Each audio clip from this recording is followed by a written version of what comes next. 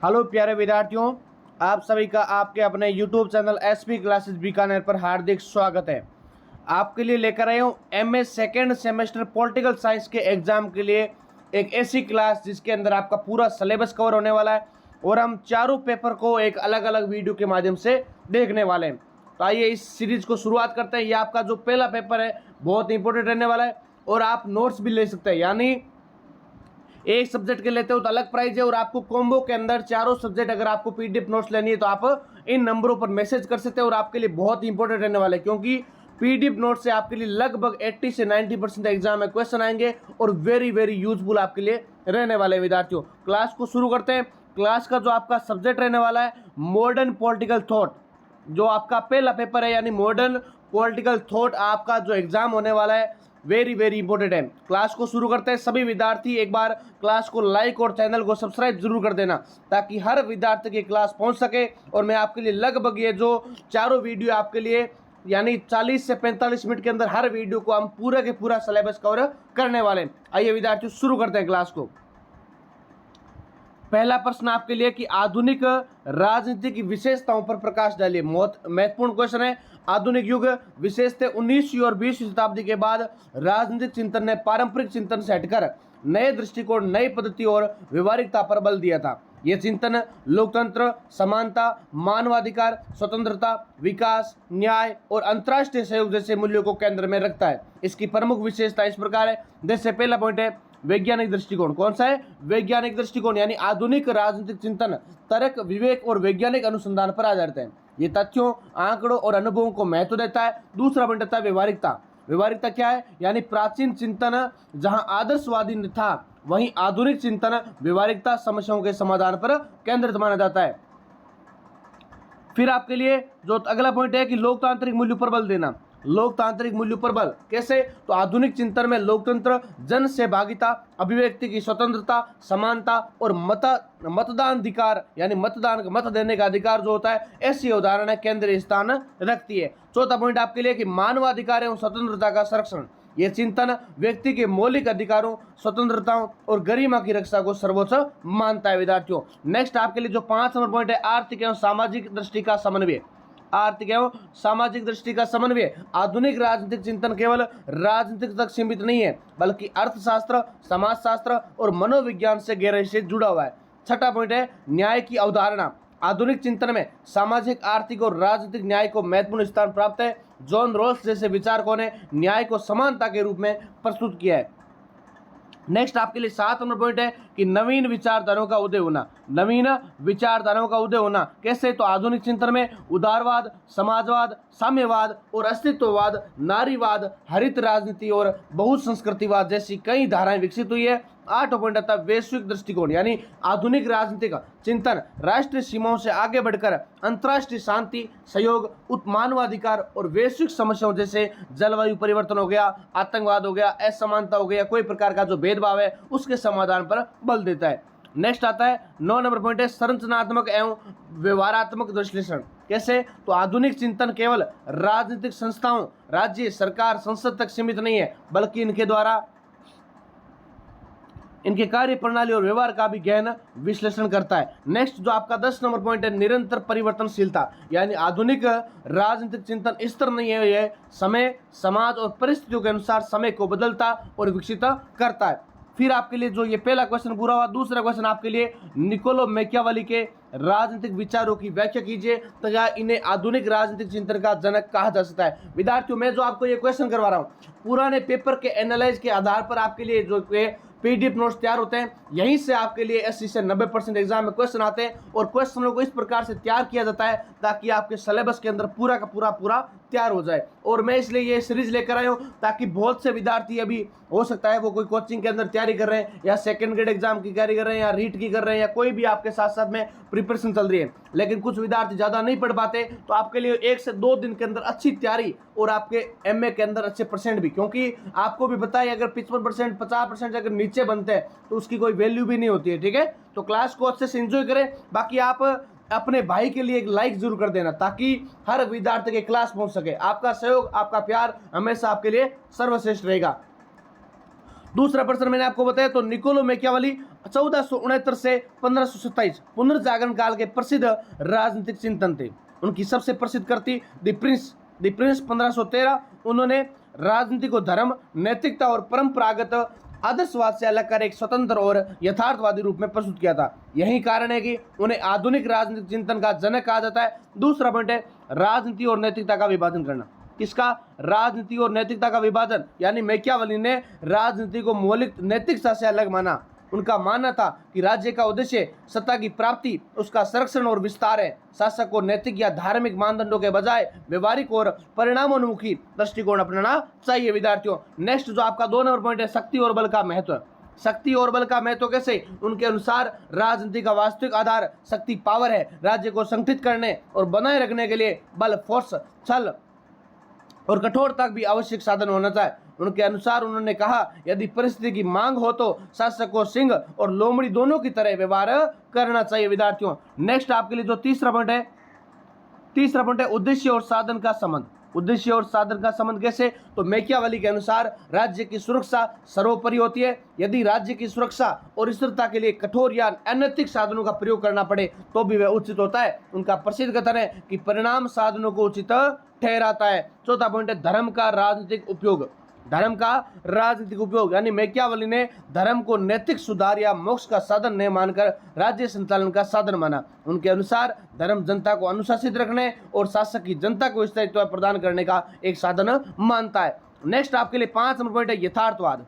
क्या है? यथार्थवाद, यानी मैकियावेली ने राजनीति का विश्लेषण आदर्शों के बजाय मानव स्वभाव की वास्तविकताओं पर आधारित किया था। उनका मानना था कि मनुष्य स्वार्थी, महत्वाकांक्षी और अवसरवादी है, इसलिए राजनीति को इन्हीं वास्तविकताओं को ध्यान में रखकर चलाना चाहिए।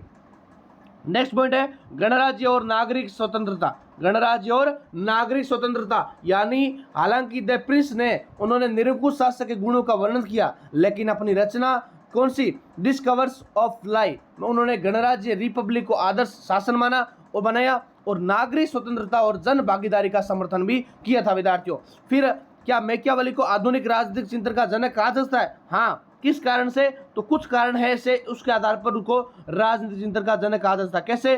तो पहला पॉइंट है कि राजनीति को धर्म और नैतिकता से अलग करना।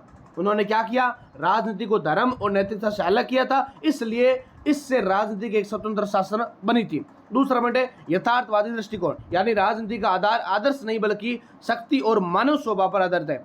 तीसरा पॉइंट है प्रयोगवाद। प्रयोगवाद में उन्होंने परिस्थिति और परिणाम के आधार पर निर्णय लेने की वकालत की। चौथा पॉइंट है धर्मनिरपेक्ष राजनीतिक दृष्टि, यानी राजनीति को धार्मिक प्रभाव से मुक्त किया।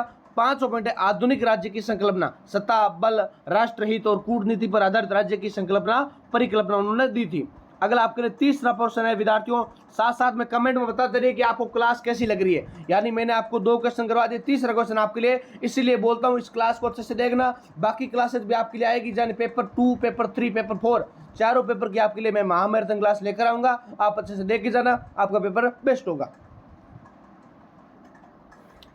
तीसरा प्रश्न है सार्वभौमिकता की संकल्पना प्रस्तुत करते हुए जॉन बोंडा के विचारों की विवेचना कीजिए। तो राजनीति विज्ञान में सार्वभौमिकता को सबसे मौलिक और केंद्रीय अवधारणा माना जाता है। किसी भी राज्य की वास्तविक शक्ति, उसकी स्वतंत्रता या शासकीय अधिकार की अंतिम सीमा सार्वभौमिकता में निहित होती है। यह वही संकल्पना है जो राज्य को और अन्य संस्थाओं से अलग पहचान प्रदान करती है। आधुनिक राजनीतिक चिंतन में सार्वभौमिकता की स्पष्ट व्याख्या सबसे पहले फ्रांसीसी राजनीतिक जॉन बोर्डिन ने प्रस्तुत की थी। कब की थी? तो 1530 से लेकर 1596 के बीच में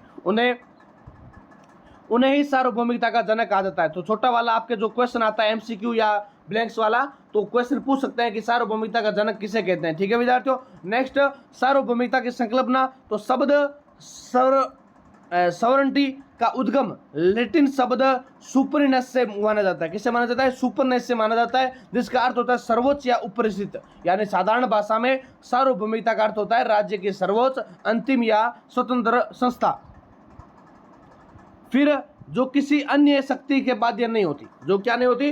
किसी अन्य शक्ति के बाध्य नहीं होती, जिसके आदेश की अंतिम माना जाता है। यानी जिसका आदेश भी क्या माना जाता है? अंतिम माना जाता है। विभिन्न विद्वानों के अनुसार इसकी परिभाषाएं, जैसे कि सार्वभौमिकता की परिभाषा कौन कौन सी है? जैसे ऑस्टिन है, जॉन ऑस्टिन क्या कहते हैं कि सार्वभौमिकता वह सर्वशक्ति है जिसकी आज्ञा का पालन समाज के सभी लोग करते हैं और किसी अन्य सांसारिक शक्ति के अधीन नहीं होते। दूसरा होता है ब्लंटसली। ब्लंट स्टली क्या कहते हैं कि राज्य की सर्वोच्च अनियंत्रित और अविभाजित सत्ताई सार्वभौमिकता कहलाती है। तीसरा है ब्रगेस। ब्रगेस जो एक वैज्ञानिक विद्वान है, वो क्या कहते हैं कि राज्य की वह शक्ति जो बाहरी रूप से स्वतंत्र और आंतरिक रूप से सर्वोच्च होती है वही क्या कहलाती है, सार्वभौमिकता कहलाती है विद्यार्थियों। नेक्स्ट आपके लिए इन परिभाषाओं से स्पष्ट है कि सार्वभौमिकता में दो प्रमुख तत्व होते हैं, एक तो आंतरिक सार्वभौमिकता इंटरनल सॉवरेनिटी और राज्य के भीतर सभी व्यक्तियों संस्थाओं और संगठनों पर सर्वोच्च अधिकार होना। दूसरा है बाह्य सार्वभौमिकता। बाह्य सार्वभौमिकता कैसे, तो अंतर्राष्ट्रीय स्तर पर राज्य की स्वतंत्रता अर्थात किसी अन्य राज्य की अधीनता स्वीकार न करना। अगला पॉइंट है जॉन बोर्डिन का जीवन व योगदान। जॉन बोर्डिन का जीवन व योगदान, तो जॉन बोर्डिन 16वीं शताब्दी के फ्रांस के प्रसिद्ध विधिवेता माने जाते हैं। तो लगभग ये क्वेश्चन पूछा जाता है कि जॉन बोर्डिन का संबंध किस देश से, तो फ्रांस के प्रसिद्ध विधिवेता है। या मान लो ऐसे भी पूछ ले कि फ्रांस के जो प्रसिद्ध विधिवेता कौन है, निम्न में से जॉन बोर्डिन दे दिया या मैकियावेली दे दिया, कोई भी मार्क्स दे दिया आपको, तो ये पता होना चाहिए। तो जॉन बोर्डिन 16वीं शताब्दी के फ्रांस के प्रसिद्ध विधिवेता, दार्शनिक और राजनीतिक चिंतन माने जाते हैं। उस समय यूरोप धार्मिक युद्धों और राजनीतिक अस्थिरता से जूझ रहा था। राजतंत्र को स्थायित्व देने तथा केंद्रीय सत्ता को मजबूत बनाने के लिए बोर्डिन ने सार्वभौमिकता की धारणा प्रस्तुत की थी। उनकी प्रमुख कृति है 6 बुक ऑफ द कॉमनवेल्थ। ये भी आपको याद होनी चाहिए। जॉन बोर्डिन की प्रसिद्ध पुस्तक का या प्रसिद्ध रचना का नाम क्या है, 6 बुक ऑफ द कॉमनवेल्थ, 1576 में लिखी गई और सार्वभौमिकता विस्तृत प्रतिपादन इसके अंदर मिलता है विद्यार्थियों। उसके बाद बोर्डिन की सार्वभौमिक संबंधी अवधारणा। बोर्डिन की अवधारणा क्या है, तो बोर्डिन ने सबसे पहले स्पष्ट और व्यवस्थित रूप से सार्वभौमिकता को परिभाषित किया। उन्होंने कहा कि सार्वभौमिकता राज्य में निहित व सर्वोच्च सत्ता है जो स्थायी होती है। उनके विचारों के प्रमुख अगर बिंदु की बात करें तो पहला पॉइंट आता है सर्वोच्च सत्ता। क्या आता है, सर्वोच्च सत्ता। यानी बोर्डिन के अनुसार सार्वभौमिकता राज्य की सर्वोच्च शक्ति है। ये शक्ति किसी भी आंतरिक या बाह्य बल से सीमित नहीं होती, बल्कि राज्य की सभी संस्थाएं, व्यक्ति और संगठन इसी के अधीन माने जाते हैं। दूसरा था स्थायित्व है। क्या है, स्थायित्व है। यानी सार्वभौमिकता शासकों या सरकारों की तरह अस्थायी नहीं होती। सरकारें बदल सकती है, राजा मर सकता है, लेकिन सार्वभौमिक सत्ता स्थायी रहती है विद्यार्थियों। नेक्स्ट आता है अविभाजिता। अगला पॉइंट क्या है, अविभाजिता। यानी सार्वभौमिकता को बांटा नहीं जा सकता। यदि इसे विभाजित किया जाता है तो राज्य कमजोर पड़ जाएगा और सत्ता संघर्ष उत्पन्न हो जाएगा। चौथा पॉइंट है अपरिमित शक्ति। अपरिमित शक्ति यानी अनलिमिटेड पावर। बोर्डिन के अनुसार सार्वभौमिक सत्ता किसी के द्वारा नियंत्रित नहीं होती, वे कानून बनाने और बदलने में स्वतंत्र मानी जाती है। पांचों बेटे कानून से परे लेकिन ईश्वर और नैतिकता से बंधी। कानून से परे लेकिन ईश्वर और नैतिकता से बंधी। आप अगर इन पॉइंट्स को अच्छे से समझ लेंगे तो एग्जाम में बेस्ट लिख कर आएंगे। आपको अच्छे से लिख कर आना है ताकि आपके नंबर भी अच्छे बने और आपको लिखने की शैली भी समझ में आ जाए। इस क्लास का यही उद्देश्य है कि आपको अच्छे से पॉइंट्स याद करवाए। ऐसा तो है नहीं कि हम 1 वीक उठा के ले जाएं और पूरा 200 पेज आपको पढ़ा दें, वैसा नहीं हो सकता। हम आपके लिए लिमिट अच्छी तैयारी करवा रहे हैं ताकि आपको एक क्वालिटी कंटेंट पढ़ने को मिले। ठीक है विद्यार्थियों, तो कानून से परे लेकिन ईश्वर और नैतिकता से बंधी। यानी बोर्डिन ने माना कि सार्वभौमिक शासक सकारात्मक कानून मनुष्य द्वारा बनाए गए कानून से ऊपर होता है, लेकिन वह प्राकृतिक कानून और ईश्वर की इच्छा से बंधा हुआ माना जाता है। फिर इसका अर्थ होता है कि शासक मनमानी नहीं कर सकता। छठा पॉइंट क्या है, राजतंत्र की ओर झुकाव होना। यद्यपि बोर्डिन ने सार्वभौमिकता की अवधारणा राज्य के लिए प्रस्तुत की, परंतु उनका झुकाव राजतंत्र की ओर अधिक था। उनके अनुसार एक ही सम्राट के हाथों में सार्वभौमिक सत्ता सुरक्षित रह सकती है। बोर्डिन के विचारों का अगर मूल्यांकन की बात करें तो बोर्डिन के विचारों की विशेषता और महत्व है। सर्वप्रथम वैज्ञानिक प्रतिपादन। यानी बोर्डिन ने पहली बार सार्वभौमिकता को राजनीतिक विज्ञान की केंद्रीय अवधारणा के रूप में व्यवस्थित ढंग से प्रस्तुत किया। दूसरा पॉइंट है आधुनिक राज्य व्यवस्था की नींव। यानी उनकी अवधारणा ने आधुनिक राष्ट्रीय राज्य और केंद्रीय सत्ता की नींव रखी थी। तीसरा पॉइंट क्या है, प्राकृतिक कानून की सीमा होना। यानी उन्होंने शासक को पूर्ण निरंकुश नहीं माना, बल्कि प्राकृतिक और दैवी कानून से सीमित बनाया। इससे उनकी सोच नैतिकता से जुड़ी हुई मानी जाती है। चौथा पॉइंट है व्यवस्थित परिभाषा। यानी बोर्डिन ने सार्वभौमिकता को स्थायी और सर्वोच्च सत्ता के रूप में परिभाषित कर इसे अन्य शक्तियों से अलग किया दिया था।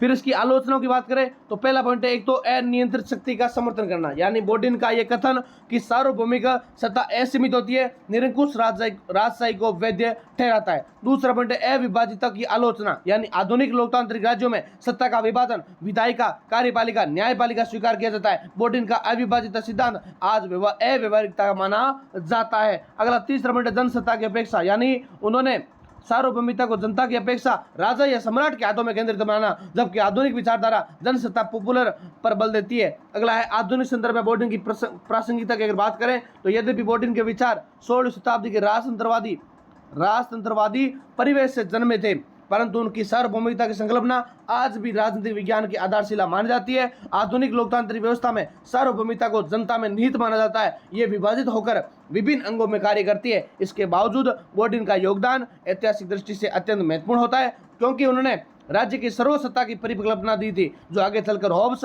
ऑस्टिन और अन्य विचारकों के चिंतन का आधार बनी थी। विद्यार्थियों, तो ये था क्वेश्चन आपके लिए। अगला क्वेश्चन की अगर बात करें, उपसार आप छोड़ देना।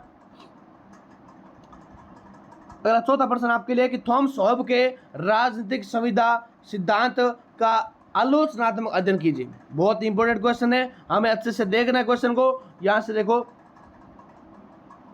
कि 17वीं शताब्दी के इंग्लैंड के प्रसिद्ध राजनीतिक दार्शनिक थॉमस हॉब्स 1588 से 1679 को सामाजिक संविदा सिद्धांत का प्रमुख प्रवर्तक माना जाता है। उनकी प्रसिद्ध कृति लिवायथन कौन सी है? लिवायथन 1651 में मानव स्वभाव, प्राकृतिक अवस्था, सामाजिक संविदा और संप्रभुसत्ता की अवधारणा का गहन विवेचन मिलता है। हॉब्स ने राजनीतिक दर्शन को धार्मिक आधार से हटाकर मानव स्वभाव और तर्क पर आधारित करने का प्रयास किया था। विद्यार्थियों, दूसरा आता है हॉब्स की प्राकृतिक अवस्था की अवधारणा, यानी हॉब्स के अनुसार समाज और राज्य की स्थापना से पहले मनुष्य प्राकृतिक अवस्था में रहता था। इसकी प्रमुख विशेषता पहले एक तो मनुष्य स्वभावित है, यानी स्वार्थी और आत्मरक्षा की प्रवृत्ति से प्रेरित होता है। दूसरा पॉइंट है सभी व्यक्ति समान है, यानी शारीरिक और मानसिक दृष्टि से कोई भी अधिक श्रेष्ठ या महान नहीं होता। तीसरा संसाधन सीमित और इच्छाएं यानी असीमित होने के कारण मानवों में संघर्ष अनिवार्य माना जाता है। चौथा पॉइंट है प्राकृतिक अवस्था का नियम, यानी मनुष्य का भेड़िया है, man it's wolf to man. पांचों पॉइंट है परिणाम स्वरूप प्राकृतिक अवस्था युद्ध, भय और असुरक्षा से भरी है। सभी का सभी के विरुद्ध युद्ध चलता रहता है। छठा पॉइंट है जीवन की दशा, यानी निर्दयी, क्रूर और संक्षिप्त। फिर आता है सामाजिक संविदा। सामाजिक अगर संविदा की बात करें तो हॉब्स के अनुसार भय और असुरक्षा से मुक्ति पाने के लिए लोग आपसी समझौते पर पहुंचे। कैसे? तो सभी व्यक्तियों ने अपनी प्राकृतिक स्वतंत्रता को त्याग दिया, उन्होंने अपनी शक्ति एक सर्वोच्च संप्रभु सत्ता को सौंप दी थी। तीसरा, ये संप्रभु व्यक्ति राजा या संस्था समूह को हो सकता है। चौथा पॉइंट है संविदा का उद्देश्य, यानी शांति, सुरक्षा और व्यवस्था की स्थापना करना। फिर पांचवा पॉइंट है संप्रभु का आदेश ही न्याय और कानून का स्रोत होगा। चौथा पॉइंट है संप्रभु सत्ता का स्वरूप, यानी संप्रभु सत्ता पूर्ण, अविभाज्य और निरंकुश मानी जाती है। उसका आदेश न्याय संगत माना जाएगा, क्योंकि वही सामाजिक जीवन की गारंटी है। और फिर आता है प्रजा को संप्रभु के विरुद्ध विद्रोह का अधिकार नहीं होता, यानी केवल आत्मरक्षा के मामले में व्यक्ति संप्रभु की आज्ञा का उल्लंघन कर सकता है। पांचवा पॉइंट है हॉब्स के सामाजिक संविदा सिद्धांत की विशेषताएं। तो धर्मनिरपेक्ष आधार, पहला पॉइंट तो ये हो गया धर्मनिरपेक्ष आधार, यानी राज्य को धार्मिक नहीं मानकर मानव स्वभाव और तर्क पर आधारित, यानी हॉब्स हमेशा कहता था कि राज्य को अपने को धर्म के आधार पर नहीं मानना है, मानव स्वभाव देना है, तर्क पर आधार देना है। दूसरा सुरक्षा प्रदानता, यानी राज्य का मुख्य उद्देश्य है शांति और सुरक्षा, यानी राज्य को सुरक्षा प्रदान करना। तीसरा वैज्ञानिक दृष्टिकोण, यानी गणित और भौतिकी विज्ञान की पद्धति से समाज का विश्लेषण करना। चौथा पॉइंट है निरंकुश राज्य की परिकल्पना, यानी संप्रभु सत्ता को सर्वोच्च मानना। पांचवा पॉइंट है व्यक्तिगत स्वतंत्रता का त्याग करना, यानी सुरक्षा के लिए स्वतंत्रता का बलिदान कर देना। अगर हम इसकी आलोचना की बात करें तो हॉब्स के विचारों की कई स्तरों पर आलोचना की गई है। कैसे? तो मानव स्वभाव का निराशावादी चित्रण, हॉब्स ने मनुष्य को अत्यधिक स्वार्थी, भयभीत और हिंसक जताया, जबकि वास्तविकता में सहयोग और सहानुभूति भी मानव स्वभाव का हिस्सा मानी जाती है। फिर आधुनिक मनोविज्ञान और समाजशास्त्र ने यह सिद्ध कर दिया कि मनुष्य सहयोग और सामाजिकता के बिना जीवित नहीं रह सकता। प्राकृतिक अवस्था का काल्पनिक स्वरूप, यानी हॉब्स की प्राकृतिक अवस्था ऐतिहासिक प्रमाणों पर आधारित नहीं है, बल्कि काल्पनिक है। मनुष्य हमेशा से किसी न किसी सामाजिक संगठन में बना रहता है। संप्रभु सत्ता का निरंकुश स्वरूप की अगर बात करें तो हॉब्स ने संप्रभु को पूर्ण अधिकार देकर प्रजा को विद्रोह का अधिकार नहीं माना था। इससे तानाशाही और निरंकुश शासन को बढ़ावा मिलता है। लोग और रूसों ने इस निरंकुशता का विरोध किया और सत्ता पर बल दिया। फिर इसके अधिकारों की उपेक्षा की बात करें तो हॉब्स के सिद्धांत में व्यक्तियों के मौलिक अधिकार सुरक्षित नहीं है, संप्रभु की इच्छा ही सर्वोच्च होती है, जिससे प्रजा की स्वतंत्रता का हनन होता है। और अगला पांचवा पॉइंट है राजनीतिक वास्तविकता की सीमा, यानी हॉब्स ने राज्य को केवल सुरक्षा का साधन माना, जबकि आधुनिक राज्य शिक्षा, कल्याण, न्याय और विकास से भी जुड़ा हुआ मानते हैं। नेक्स्ट पॉइंट है सकारात्मक योगदान। तो होब्स ने राजनीति को धार्मिक और नैतिक आधारों से अलग कर मनोवैज्ञानिक आधार प्रदान किया। उन्होंने राज्य की आवश्यकता को तार्किक ढंग से सिद्ध किया। आधुनिक राजनीतिक चिंतन में कानून और संप्रभुता की अवधारणा को मजबूत आधार मिला था। बाद के विचार को जैसे जॉन लॉक हो गए, रूसो हो गए, होब्स के विचारों को चुनौती दी और स्वतंत्रता व लोकतंत्र की दिशा में आगे बढ़े थे।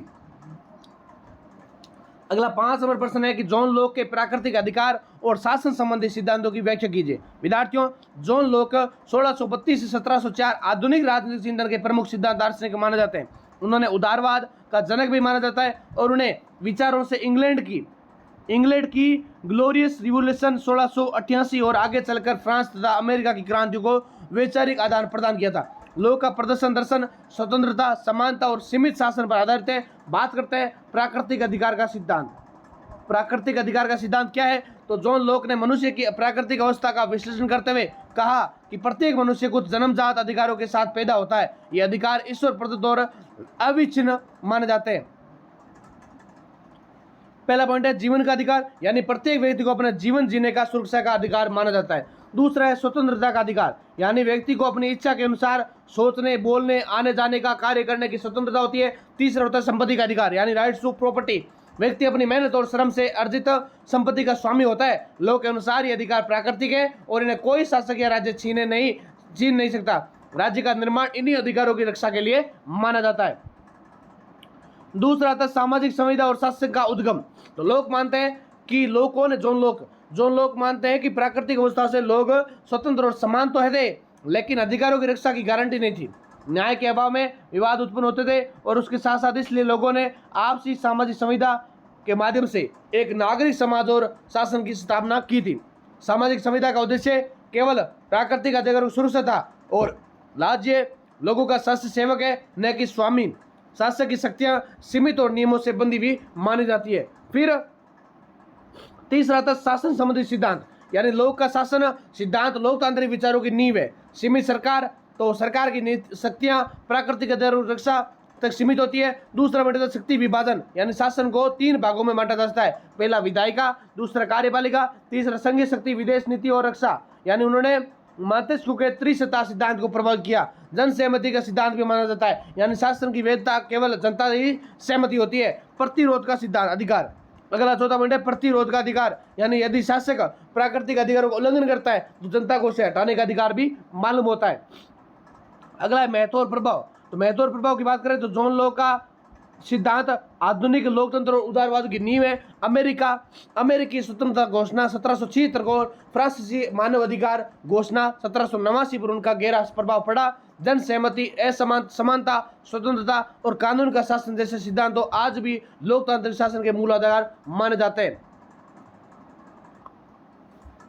अगला प्रश्न है कि जॉन जैक्स रूसो के सामान्य इच्छा सिद्धांत का विवेचन कीजिए। विद्यार्थियों, जॉन जैक्स रूसो 1712 से 1778 फ्रांसीसी दार्शनिक थे। उन्होंने सामाजिक संविदा और जनसत्ता की अवधारणा को विकसित किया था। उनका सबसे प्रसिद्ध ग्रंथ है वो सोशल कॉन्ट्रैक्ट 1762 है। इसी के अंदर क्या होता है कि उन्होंने सामान्य इच्छा की संकल्पना प्रस्तुत की थी।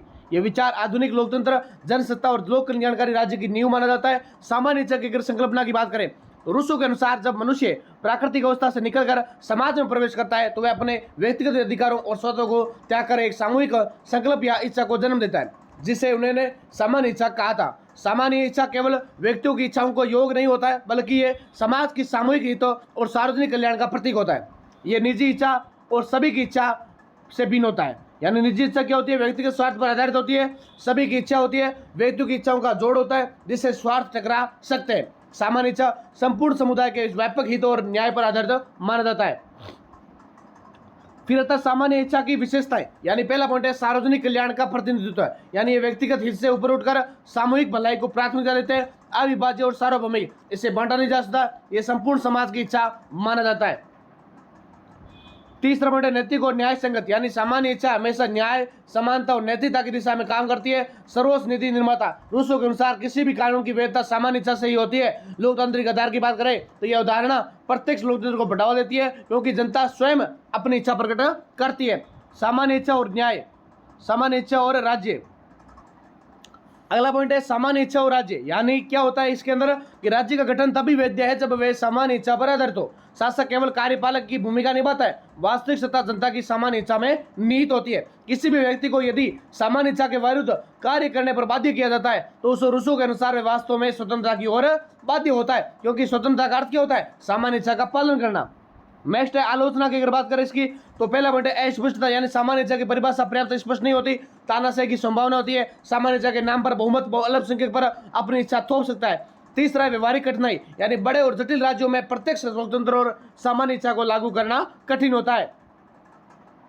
अगला चौथा पॉइंट है व्यक्तिगत स्वतंत्रता पर दबाव होना, यानी व्यक्ति को सामान्य इच्छा से विरुद्ध कार्य करने की अनुमति नहीं होती। महत्व और प्रभाव की बात करें तो फ्रांसीसी क्रांति 1789 में रूसो की सामान्य इच्छा की अवधारणा में जनता को प्रेरित किया और आधुनिक लोकतंत्रों में जनसत्ता यानी लोक कल्याण की अवधारणा है, उसका जो बौद्धिक आधार रूसो का यही सिद्धांत माना जाता है। महात्मा गांधी और कई आधुनिक विचारकों ने सार्वजनिक हित और नैतिक राजनीति की व्याख्या में रूसो से प्रेरणा ली थी। विद्यार्थियों, अगला प्रश्न 8 नंबर, जेरेमी बेंथम के उपयोगितावाद व जेस मिल के स्वतंत्रता संबंधी सिद्धांत की व्याख्या कीजिए। विद्यार्थियों, बहुत इंपॉर्टेंट क्वेश्चन और सबसे इंपॉर्टेंट क्वेश्चन है पूरे इस वीडियो का, मैं बता रहा हूं।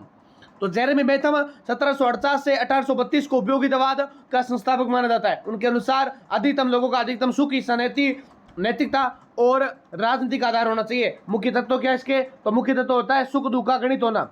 सुख दुख का गणित कैसे? तो बेंथम ने कहा कि मनुष्य सुख की खोज करता है और दुख से बचना चाहता है, अतः किसी भी नीति या कार्य की नैतिकता का मूल्यांकन इसी आधार पर होगा कि उससे सुख बढ़ता है या दुख घटता है। उन्होंने सुख दुख को मापने के लिए तीव्रता, अवधि, निश्चितता, निकटता, फलप्रदता आदि 7 मानक क्या दिए थे? सिद्धांत दिए थे या मानक सिद्धांत दिए थे। दूसरा बेटे अधिकतम सुख का सिद्धांत कैसे? तो प्रिंसिपल ऑफ ग्रेटेस्ट हैप्पीनेस, किसी भी समाज या राज्य का उद्देश्य अधिक से अधिक लोगों को अधिक से अधिक सुख पहुंचाना होना चाहिए। तीसरा है कानून और शासन का उद्देश्य, कानून वही सही है जो लोगों की उपयोगिता को बढ़ाए, यूटिलिटी को बढ़ाए। राज्य को ऐसे कानून बनाना चाहिए जो समाज के लिए सुकारी मानते हो।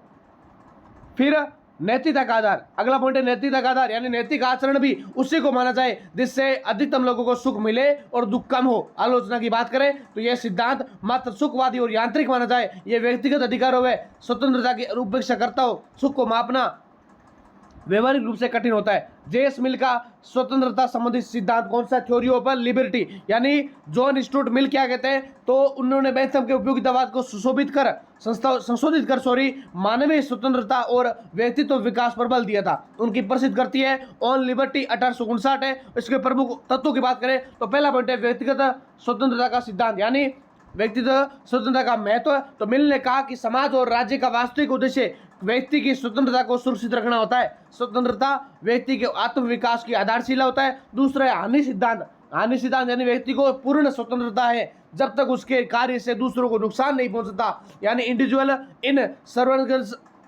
सर्वगनेशन over is our body and mind, यानी व्यक्ति अपने विचार, अभिव्यक्ति, जीवन शैली और कार्यों में स्वतंत्र है यदि वे दूसरों की स्वतंत्रता का उल्लंघन न करे तो। तीसरा पॉइंट है विचार एवं अभिव्यक्ति की स्वतंत्रता, यानी मिल का मानना है कि विचारों को दबाने से सत्य की संभावना भी दब जाती है। गलत विचार भी समाज के लिए क्या होते हैं? गलत सिद्ध होते हैं, उपयोगी तो हो सकते हैं क्योंकि वे सही विचारों की पुष्टि और परीक्षण में मदद करते हैं। फिर आता है चौथा पॉइंट है बहुमत के अत्याचार। लोकतंत्र में बहुमत से अलमत पर अत्याचार पर कर सकता है, इसलिए व्यक्ति की स्वतंत्रता को बहुमत की इच्छा से भी सुरक्षित रखना चाहिए। 5 पॉइंट है उपयोगितावाद में सुधार। तो बेंथम के सुखवादी दृष्टिकोण को संशोधित करते हुए मिल ने कहा कि सभी सुख समान नहीं होते। बौद्धिक व नैतिक सुख इंद्रिय सुखों से कई श्रेष्ठ सुख होते हैं। आलोचना की बात करें तो व्यक्तिगत स्वतंत्रता पर अत्यधिक बल देने से सामाजिक अनुशासन प्रभावित हो सकता है। हानि सिद्धांत को व्यवहार में लागू करना कठिन है क्योंकि हानि की परिभाषा विवादास्पद हो सकती है। अगला प्रश्न है हेगल के आदर्शवाद की विशेषताओं पर प्रकाश डालिए। तो हेगल का आदर्शवाद जर्मन दर्शन में एक महत्वपूर्ण स्थान रखता है। यह जर्मन आदर्शवाद की परंपरा का सर्वोत्कर्ष माना जाता है। हेगल ने विचार, आत्मा और तर्क की जगत की मूल सत्ता मानते हुए भौतिकता को गौण स्थान दिया। उनके आदर्शवाद को सर्वात्मवाद भी कहा जाता है। उनकी प्रमुख विशेषता इस प्रकार है। पहला पॉइंट आता है विचार की सर्वोच्चता, यानी हेगल के अनुसार इस विश्व की वास्तविकता को कोई पदार्थ या वस्तु नहीं है बल्कि विचार है। ये विचार निरंतर विकासशील है, उसी के द्वारा विश्व की रचना व गति संभव होती है। दूसरा पॉइंट आता है द्वंद्वात्मक पद्धति, यानी हेगल का आदर्शवाद थीसिस सिद्धांत, एंटीथीसिस प्रतिपाद और सिंथेसिस सम्मिश्रण की पद्धति पर आधारित होता है। उनके अनुसार विचार अपने विकास की प्रक्रिया में विरोध और संघर्ष से गुजरता है तथा उच्चतर रूप से ग्रहण करता है। तीसरा पॉइंट है पूर्ण आत्मा या सर्वात्मा का सिद्धांत। हेगल का मानना था कि समस्त विश्व पूर्ण आत्मा या सर्वात्मा का ही बाह्य रूप है। ये आत्मा कला, धर्म और दर्शन के माध्यम से अपनी सर्वोच्चता को प्रकट करती है। चौथा पॉइंट है अतर्क की प्रधानता। तर्क की प्रधानता उनके अनुसार जो भी वास्तविक है वे तार्किक है और कुछ तार्किक है वही वास्तविक है। What is rational, what is रिटेंशन is real and what is real is rational. ठीक है, इससे स्पष्ट होता है कि हेगल के लिए तर्क और वास्तविकता दोनों एक दूसरे के पूरक होते हैं। 5 पॉइंट है इतिहास की दार्शनिक व्याख्या, यानी हेगल ने इतिहास को केवल घटनाओं की श्रृंखला नहीं माना बल्कि इसे आत्मा की स्वतंत्रता की यात्रा भी बताया। उनके अनुसार इतिहास आत्मा की चेतना और स्वतंत्रता की ओर कर्मी गति होता है। 6 पॉइंट है स्वतंत्रता का बल देना, स्वतंत्रता पर बल देना। हेगल का आदर्शवाद स्वतंत्रता के लिए विचार से गहराई से जुड़ा हुआ है। उनका मानना था कि आत्मा की सर्वोच्च अभिव्यक्ति स्वतंत्रता के रूप में विकसित होती है और राज्य स्वतंत्रता का कई प्रकार मूर्त रूप होता है। 7 पॉइंट है कला, धर्म और दर्शन का त्रिकोण। कला, दर्शन, दर्शन का त्रिकोण, यानी हेगल के अनुसार कला सौंदर्य के माध्यम से, धर्म आस्था के माध्यम से और दर्शन तर्क के माध्यम से पूर्ण आत्मा को प्रकट करते हैं। नेक्स्ट 11 नंबर प्रश्न है कि टीएच ग्रीन के राज्य और स्वतंत्रता संबंधी विचारों की व्याख्या कीजिए। विद्यार्थियों, अभी तक अगर आपने एसबी क्लासेस बीकानेर को सब्सक्राइब नहीं किया, जल्दी से सब्सक्राइब कर ले। देखो, आपसे अगर कर्तव्य है, हम आपके लिए मेहनत से क्लास तैयार कर रहे हैं और मैं आपसे वादा कर रहा हूं कि चारों पेपर आपके लिए अच्छे से अच्छे करवाऊंगा ताकि आपकी क्लास भी अच्छी होगी, आपके एग्जाम में अच्छे से अच्छे यहाँ से क्वेश्चन देखने को मिलने वाले। तो आपका भी कर्तव्य बनता है कि इस क्लास को ज्यादा से ज्यादा विद्यार्थी लाइक करें, कमेंट करें और शेयर करें ताकि हर विद्यार्थी की क्लास पहुंचे। और चैनल को सब्सक्राइब करने से ये बेनिफिट है कि आपको कोई भी क्लास की नोटिफिकेशन आपको जल्दी से जल्दी मिलेगी और ज्यादा से ज्यादा सब्सक्राइब कर सकते हैं विद्यार्थियों। तो बात करें अगर टीएस ग्रीन की, तो टीएस ग्रीन 19वीं शताब्दी के ब्रिटिश दार्शनिक माने जाते हैं जिन्हें नव आदर्शवादी चिंतक माना जाता है। उन्होंने उदारवाद को नया आधार दिया और राज्य और स्वतंत्रता की संकल्पना को नैतिक दृष्टि से परिभाषित किया। ग्रीन का मानना था कि केवल नकारात्मक स्वतंत्रता, राज्य का सेफ नेप होना पर्याप्त नहीं है, बल्कि सकारात्मक स्वतंत्रता मानव क्षमता के विकास की स्थिति ही वास्तविक स्वतंत्रता मानी जाती है। ग्रीन के पहला पॉइंट है ग्रीन की स्वतंत्रता संबंधी विचारधारा। तो नकारात्मक स्वतंत्रता का गठन करना, यानी शास्त्रीय उदारवादियों जॉन लॉक, बेंथम मिल की तरह स्वतंत्रता को केवल राज्य के हस्तक्षेप से मुक्ति मानना अधूरा है। केवल अनुरोध की अनुपस्थिति में व्यक्ति स्वतंत्र नहीं हो सकता, क्योंकि गरीबी, अशिक्षा, नशा और सामाजिक असमानता भी व्यक्ति को बाधित करती है। दूसरा पॉइंट है सकारात्मक स्वतंत्रता। सकारात्मक स्वतंत्रता कैसे? तो ग्रीन के अनुसार वास्तविक स्वतंत्रता ये होती है कि जिसमें व्यक्ति अपनी अंतर्निहित क्षमताओं का विकास कर सके और सामूहिक कल्याण में योगदान दे सके। स्वतंत्रता का अर्थ होता है मनुष्य की अपनी सर्वोत्तम आत्मा को साकार करने की क्षमता होना। तीसरा पॉइंट है नैतिक स्वतंत्रता। तो स्वतंत्रता का उद्देश्य केवल व्यक्तिगत हित नहीं होता बल्कि नैतिक आत्मसिद्धि भी हो सकता है। व्यक्ति तभी वास्तव में स्वतंत्र है जब वह अपने कार्यों को सामूहिक भलाई के साथ जोड़कर करता है। दूसरा पॉइंट है ग्रीन का राज्य संबंधी दृष्टिकोण। तो कैसे? तो व्यक्ति की क्षमताओं को विकसित करने के लिए केवल नकारात्मक राज्य पर्याप्त नहीं होता, राज्य को शिक्षा, स्वास्थ्य, श्रम सुधार और सामाजिक न्याय जैसी गतिविधियों में सक्रिय होना चाहिए। दूसरा पॉइंट क्या है? राज्य और नैतिकता। राज्य और नैतिकता। ग्रीन ने राज्य को केवल दमनकारी संस्था नहीं मानकर उसे नैतिक संस्था कहा था। राज्य का कार्य है उसे ऐसे अवसर और साधन उपलब्ध करवाना जिससे नागरिक अपनी वास्तविक स्वतंत्रता का उपयोग कर सके।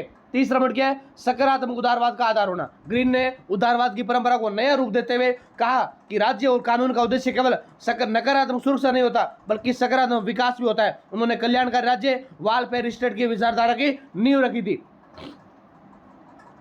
फिर ग्रीन के विचारों का महत्व की अगर बात करें तो ग्रीन ने उदारवाद को सामाजिक न्याय और नैतिकता से जोड़ा। उनके विचारों से आगे चलकर कल्याणकारी राज्य और आधुनिक उदारवाद का विकास किया। उन्होंने स्पष्ट किया कि स्वतंत्रता और राज्य विरोधी नहीं है बल्कि परस्पर पूरक भी माने जाते हैं। तो इसका निष्कर्ष यही है विद्यार्थियों कि टीएच ग्रीन ने स्वतंत्रता को केवल राज्य की गैर हस्तक्षेप नीति तक सीमित नहीं रहकर उसे सकारात्मक और नैतिक अवधारणा दी थी। उनके अनुसार राज्य का उद्देश्य व्यक्ति की क्षमता को विकसित करना और समाज में ऐसे अवसर प्रदान करना है जिससे हर नागरिक अपनी वास्तविक स्वतंत्रता का उपयोग कर सके। इस प्रकार ग्रीन के विचार आधुनिक उदारवाद और कल्याणकारी राज्य की आधारशिला बनी थी। विद्यार्थियों, अगला प्रश्न है कि हेगल और ग्रीन के आदर्शवाद का तुलनात्मक अध्ययन कीजिए। विद्यार्थियों, हेगल का आदर्शवाद तुलना कैसे, तो पहला पॉइंट आता है आदर्शवाद की दार्शनिक पृष्ठभूमि, यानी हेगल क्या कहते हैं, जर्मन आदर्शवाद का महात्मा दार्शनिक थे। उन्होंने परमात्मा या विश्व आत्मा की संकल्पना दी थी, इतिहास समाज या राज्य की उसको अभिव्यक्ति बताया था।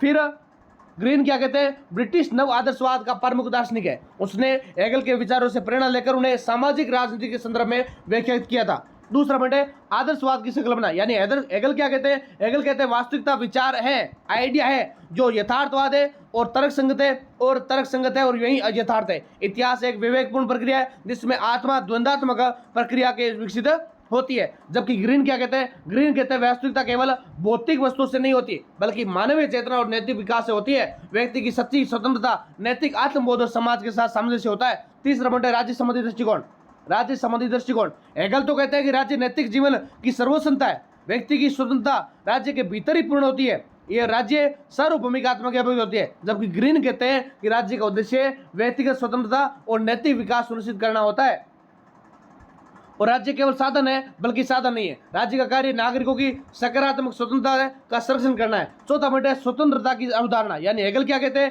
हेगल कहते हैं कि स्वतंत्रता का वास्तविक रूप राज्य में आत्मा की आत्म साक्षात्कार प्रक्रिया होता है। व्यक्तिगत स्वतंत्रता राज्य की सामान्य इच्छा से समाहित होकर संभव होती है। ग्रीन क्या कहते हैं, ग्रीन कहते हैं कि स्वतंत्रता केवल बंधन रहित होना नहीं होता बल्कि नैतिक आत्म साक्षात्कार होता है। व्यक्ति तब स्वतंत्र होता है जब वह अपने नैतिक उद्देश्यों की सामाजिक संदर्भ में पूरा कर सके। पांच पॉइंट क्या है, नैतिकता और समाज, यानी हेगल नैतिकता परिवार, नागरिक, समाज, राज्य की त्रिस्तरीय प्रक्रिया से विकसित होती है। ग्रीन कहते हैं कि नैतिकता व्यक्ति के आत्म विकास और समाज में सहयोग की भावना से उत्पन्न होती है।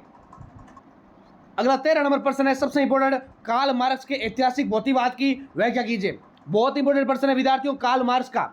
कार्ल मार्क्स की अगर बात करें तो कार्ल मार्क्स 19वीं शताब्दी के महान समाजवादी चिंतक थे। उन्होंने इतिहास की गति और समाज के विकास को समझाने के लिए ऐतिहासिक भौतिकवाद का सिद्धांत प्रतिपादित किया था। इसे भौतिकवादी इतिहास दृष्टि भी कहा जाता है और यह उनके पूरे चिंतन की आधारशिला है। ऐतिहासिक भौतिकवाद की परिभाषा की बात करें तो ऐतिहासिक भौतिकवाद का अर्थ होता है कि मानव समाज का इतिहास किसी देवी शक्ति, आदर्शवाद या केवल महान व्यक्तियों की इच्छाओं से नहीं चलता बल्कि उनका मूल आधार भौतिक परिस्थितियों और विशेषकर उत्पादन की शक्तियों का तथा उत्पादन संबंध होते हैं। मार्क्स कहते हैं कि मनुष्य का सामाजिक अस्तित्व उसके चेतना को निर्धारित करता है, अर्थात आर्थिक आधार इस समाज की राजनीति, धर्म, दर्शन, कानून व संस्कृति को निर्धारित करता है।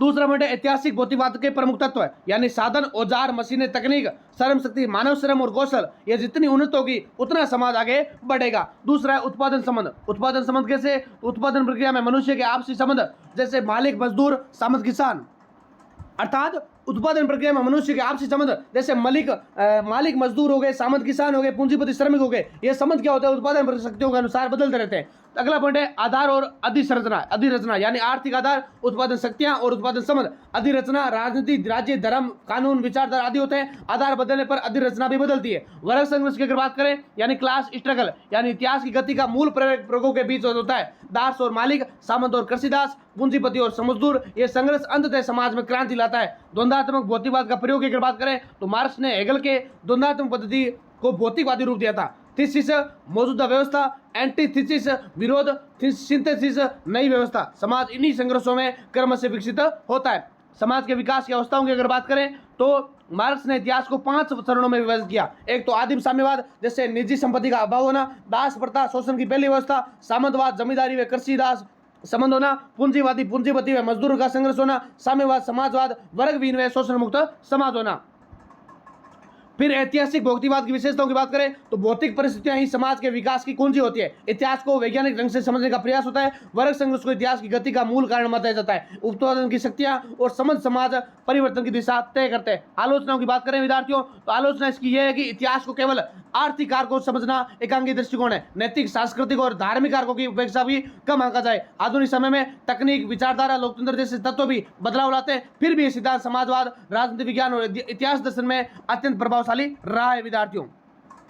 अगला 14 नंबर प्रश्न है कि वर्ग संघर्ष और राज्य संबंधी मार्क्सवादी दृष्टिकोण की समीक्षा कीजिए। तो मार्क्सवादी चिंतन आधुनिक राजनीतिक और सामाजिक विचारधारा का एक महत्वपूर्ण आधार है। कार्ल मार्क्स एंजल्स ने पूंजीवादी व्यवस्था क्या की आलोचना करते हुए संरचना, उत्पादन संबंधी सत्ता की प्रकृति का विश्लेषण वर्ग है संघर्ष राज्य के उदाहरणों के माध्यम से किया। मार्क्सवादियों का मानना है कि समाज का इतिहास वस्तुतः वर्ग संघर्ष का इतिहास माना जाता है। स्वाध्याय शोषक वर्ग का औजार बनकर कार्य करता है। इस निबंध में हम वर्ग संघर्ष और राज्य संबंधी मार्क्सवादी का विश्लेषण करेंगे। जैसे पहला पॉइंट आ गया वर्ग का वर्ग संघर्ष का मार्क्सवादी दृष्टिकोण, यानी कार्ल मार्क्स क्या कहते हैं, अब तक के सभी समाजों का इतिहास वर्ग संघर्षों का इतिहास है, अर्थात समाज का विकास उत्पादन के साधनों पर नियंत्रित और स्वामित्व के आधार पर इन वर्गों का विभाजन और उनके बीच संघर्ष होता है। प्राचीन समाज स्वामी और दास, सामंती समाज सामंत और कृषक, और उसके बाद पूंजीपति समाज पूंजीपति वर्ग बुर्जुआ और मजदूर प्रालितारियस, ठीक है। वर्ग संघर्ष की प्रकृति कैसी है, वर्ग संघर्ष आर्थिक हितों पर आधारित होता है। यह संघर्ष अनिवार्य और ऐसी प्रक्रिया का अंग होता है। संघर्ष उत्पादन संबंधों के परिवर्तन की दिशा में अग्रसर रहता है। अंततः वर्ग संघर्ष क्रांति के रूप में प्रकट होता है। वर्ग संघर्ष का परिणाम क्या है, तो मार्क्सवादी दृष्टिकोण में यह संघर्ष अंततः पूंजीपति व्यवस्था को वश कर साम्यवादी समाज की स्थापना करता है, जिसमें वर्गों का अस्तित्व समाप्त हो जाता है और उत्पादन के साधनों पर सामूहिक स्वामित्व स्थापित होता है। दूसरा पॉइंट है राज्य का मार्क्सवादी दृष्टिकोण, यानी मार्क्स और एंजल्स ने राज्य की उत्पत्ति को वर्गीय आधार पर समझाया। एंजल्स ने अपनी पुस्तक the organisation of family property and the state में लिखा था कि राज्य किसी बाहरी शक्ति का परिणाम नहीं है, बल्कि समाज की आंतरिक वर्गीय विरोधाभास का उपज होता है।